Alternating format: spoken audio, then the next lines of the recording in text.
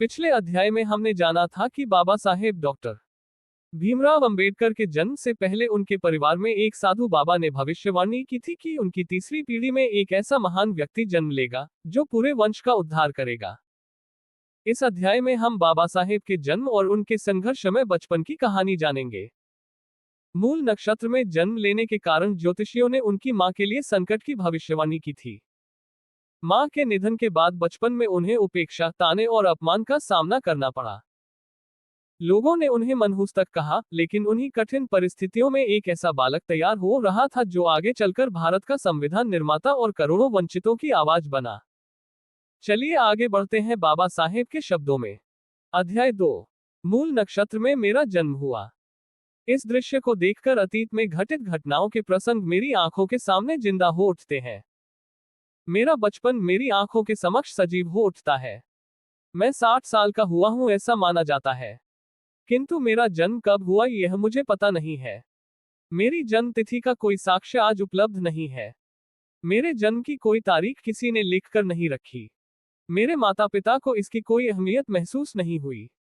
लड़का पैदा हुआ, इसमें ऐसी क्या बड़ी बात है, अतः उसके पैदा होने की तिथि किस लिए लिख कर रखें, ऐसी मेरे माता पिता की सोच रही होगी। उन्होंने मेरी जन्मपत्री नहीं बनाई, किंतु मेरे पिता को ज्योतिष का ज्ञान था।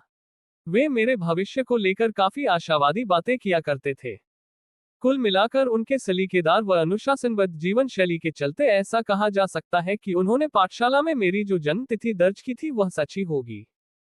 मैं जिस समय पैदा हुआ था उस समय मेरे पिता 7वीं पायोनियर पलटन में तैनात थे। मेरे माता पिता कोंकण इलाके के निवासी थे, किंतु उस समय में वे मध्य भारत के महू में रहते थे। मेरे बचपन में मेरे बारे में जो जिक्र होता था उसके आधार पर यकीनन मैं मूल नक्षत्र में 12 बजे पैदा हुआ था। ज्योतिष ने मेरे पैदा होने को लेकर बताया था कि यह लड़का उसकी मां के लिए संकट है। इस लड़के की मां का निधन हो जाएगा। मेरे पिता ने ज्योतिषी की बात को कोई खास तवज्जो नहीं दी, किंतु इस भविष्यवाणी को सुनकर मेरे भाई बहन मुझसे नफरत करने लगे। ये बच्चा मनहूस है, ऐसा कहकर सभी मेरी प्रताड़ना करने लगे। जब मैं बचपन की यादें ताजा करता हूं तो मुझे ताज्जुब होता है। 12 वर्ष की उम्र तक सिवाय लंगोट के मैंने कुछ नहीं पहना था। बचपन में लोगों के घर पर जाकर जलावन की लकड़ियां चीर कर देना यह मेरा शौक था। मेरी मां का निधन हो जाने के बाद मेरा लालन पालन मेरी बुआ ने किया। 6 महीनों तक मैंने माली का काम भी किया। बंदर की तरह पेड़ पर चढ़ने की मुझे भयंकर आदत थी। पेड़ पर झूला बांधकर झूले में सोने का मुझे शौक था। जिस पेड़ पर मैंने झूला बनाया था वह पेड़ हमारे घर के सामने ही था। इस पेड़ के नीचे कतवार खाना था। पेड़ पर चढ़ जाने के बाद मैं जमीन पर जल्दी नहीं आता था। जब मैं पेड़ से नीचे कूदता था तब मेरे बदन पर उस कूड़े के ढेर से राख उड़ा करती थी। उन दिनों गांव में प्लेग की महामारी थी। लोग मेरी ओर उंगली दिखाकर बोला करते थे, इतने सारे लोग महामारी में मर रहे हैं पर यह क्यों नहीं मरता। मेरी बुआ को लोगों के इस तरह के कुवचन बर्दाश्त नहीं होते थे। मेरे बारे में कोई ऐसा न बोले इसलिए वह लोगों को सख्त हिदायत देती थी। मेरे बचपन में ही मेरी मां का निधन हो जाने के चलते मिली आजादी का मैंने नाजायज फायदा उठाया। सब लोग कहा करते थे कि इस लड़के से कुछ भी अच्छा होने वाला नहीं है।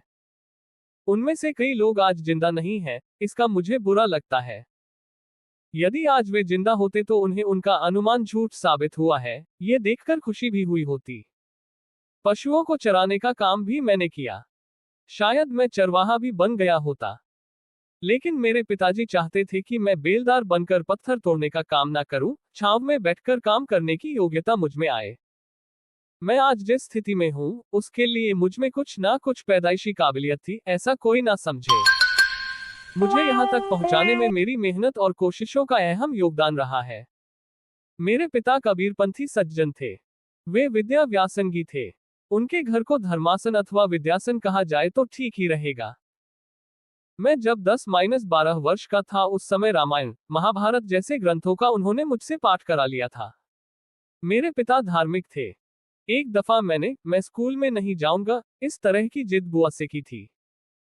मैं बुआ से कहा करता था कि तुम मुझे स्कूल जाने के लिए कहती हो, किंतु स्कूल जाने से क्या हासिल होने वाला है, जरा बताओ। बेचारी बुआ मेरे सवाल का क्या जवाब देती। इसका जवाब मुझे मेरे पिता की बातों में मिला। वे मुझसे कहा करते थे, द्रोण ब्राह्मण था फिर भी वह महान योद्धा बना। हम गरीब हैं तो क्या हुआ?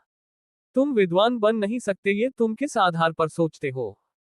उनकी इस तरह की बातों का मेरे दिमाग पर गहरा असर हुआ। यदि आप बाबा साहेब की पूरी आत्मकथा क्रमवार सुनना चाहते हैं, तो चैनल को सब्सक्राइब करें और बेल आइकॉन अवश्य दबाएं। जय हिंद, जय भारत।